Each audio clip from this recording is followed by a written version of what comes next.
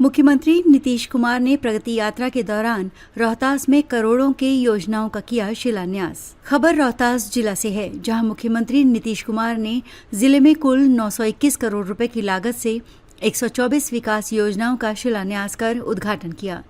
सासाराम के Fazalganj new stadium में NDA कार्यकर्ता संवाद में पहुंचे मुख्यमंत्री ने अपने भाषण में कहा कि बिहार राष्ट्रीय स्तर पर रोल मॉडल है।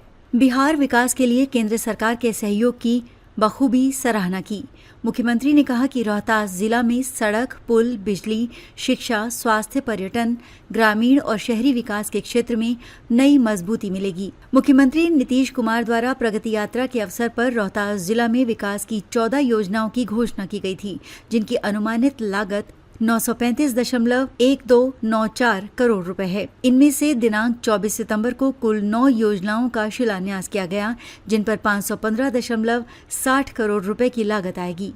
प्रगति यात्रा के दौरान की गई घोषणाओं में से जिन योजनाओं का शिलान्यास किया जाएगा, इस कार्यक्रम में उप मुख्यमंत्री सम्राट चौधरी, पूर्व मंत्री जय कुमार सिंह, पूर्व विधायक वरिष्ठ सिंह, सेवानिवृत्त IAS अधिकारी तथा करगहर से जेडीयू उम्मीदवार दिनेश राय, पूर्व विधायक ललन पासवान, पूर्व विधायक श्याम बिहारी राम तथा जेडीयू जिलाध्यक्ष अजय कुशवाहा सहित एनडीए घटक दल के सैकड़ों नेता कार्यकर्ता मौजूद रहे। आइए देखते हैं 009 की ये खास खबर रोहतास जिला बिहार से।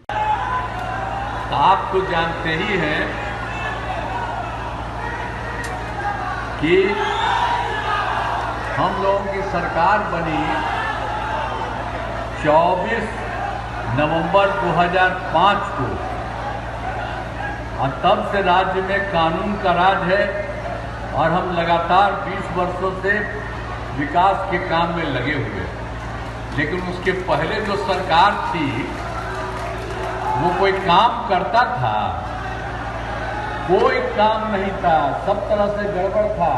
और उसी को देख करके हम लोगों ने उसके बाद 6 से शुरू किया था। आप जो मानते ही हैं कि जो पहले बन गए थे तो उसका क्या बुरा हाल था।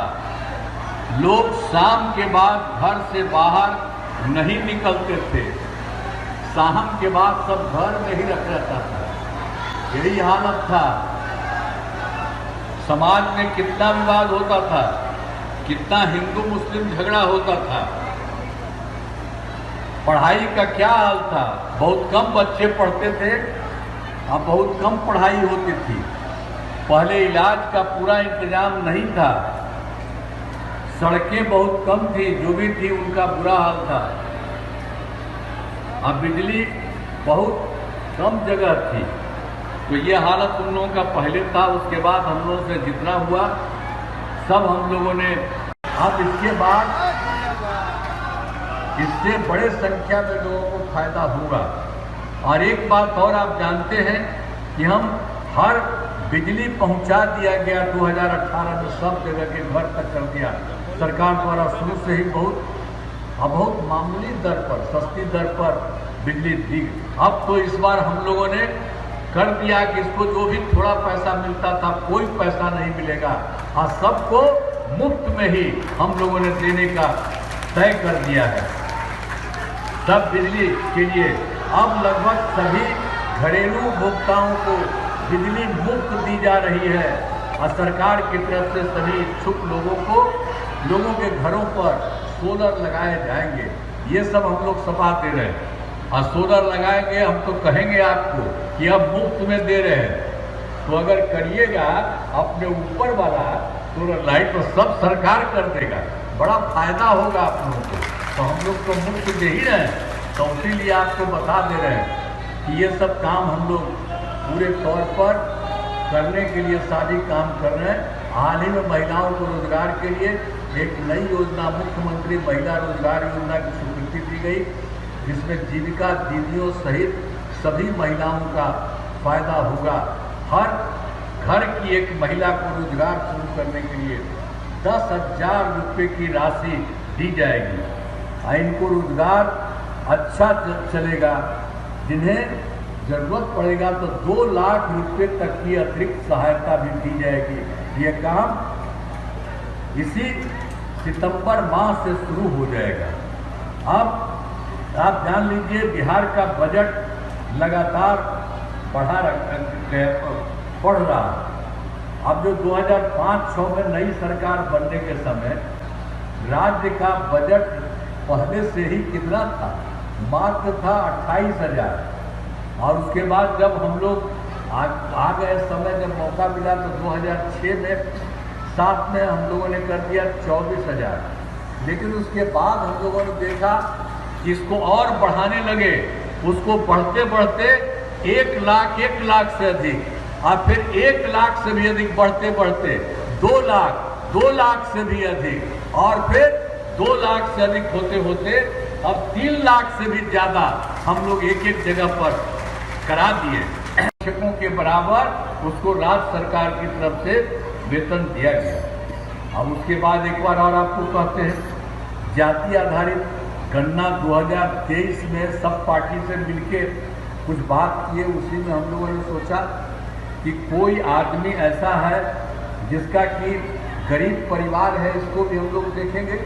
तो पूरे राज्य में सबको देखा गया कि चाहे वो अपर कास्ट हो, पिछड़ा हो, अति पिछड़ा हो, दलित हो, महादलित हो, मुस्लिम हो, सब में ये देखा गया कि 94 लाख लोग ऐसे हैं जो बिल्कुल ही एकदम बिल्कुल लोगों के बीच में देखा गया कि ये सब गरीब परिवार है।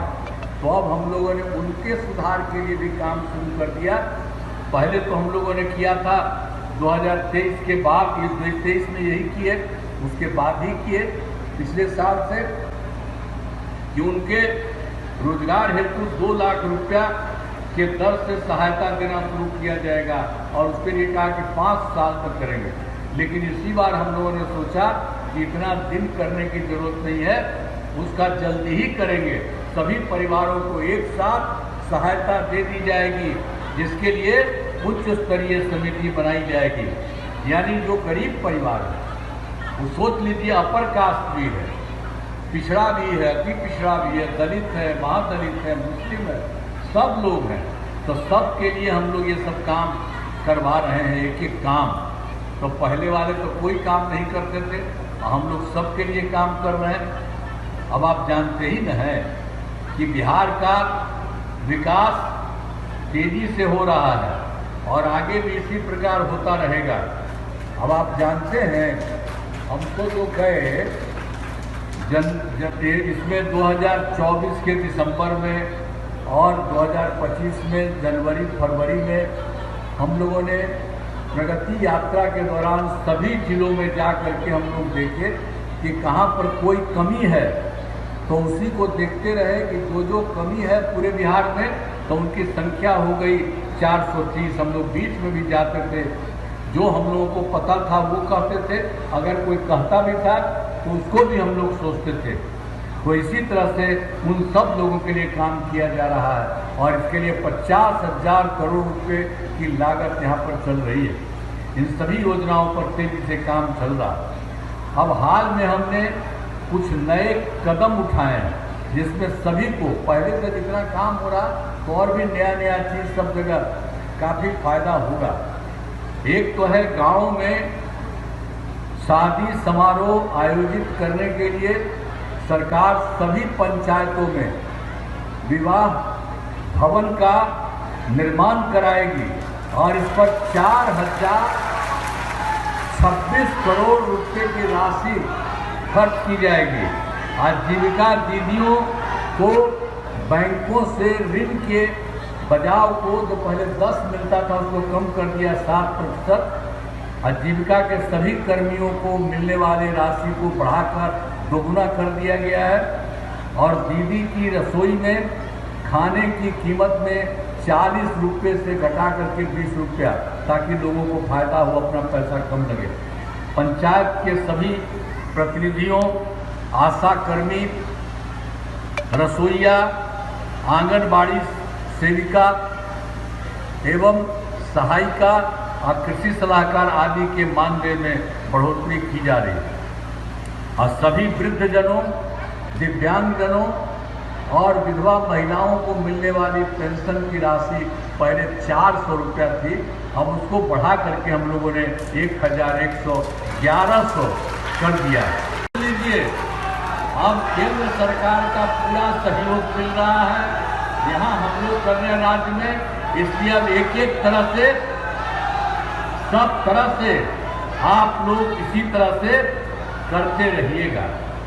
अब एक चीज हम और आपको कह देते हैं, इतना तो हम लोग पूरे बिहार के लिए सब जगह आपके लिए रखिया, लेकिन अब जो है जो भी रोहतास में जो कार्य कराए गए हैं, आपको याद होगा कि रोहतास के पहले क्या हाल था, कि जो पहले 2005 से पूर्व बड़े पैमाने पर अपराध होता था, झगड़ा झंझट होता था, पहले की सरकार ने कुछ नहीं किया।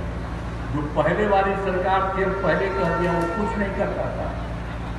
अब कानून का राज है और हम लोगों ने यहाँ विकास के सभी काम करा दिए हैं, जिससे महत्वपूर्ण काम निम्न है।